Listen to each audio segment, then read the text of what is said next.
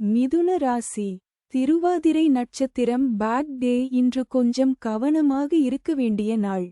சில தடைகள் வர வாய்ப்பு இருக்கிறது. பிரத்யக் தாரை வீண் அலைச்சல் மனக்குழப்பம் ஏற்படும். கலகம் பகை பழிவாங்குதல். 14 வது நட்சத்திரம். இன்று சாதாரண நாள். சில தடை அல்லது தாமதம் இருக்கலாம். பொறுமை அவசியம். பஞ்சபட்சி பலன். தேய்பிறை பஞ்சமி புதன்கிழமை காலை 8:24 மணி முதல் 10:48 மணி வரை. அரசு 100 விழுக்காடு மிகப்பெரிய காரிய வெற்றி. ராசி பலன் முழுவிபரம் ஃபுல் வீடியோவில் காணலாம்.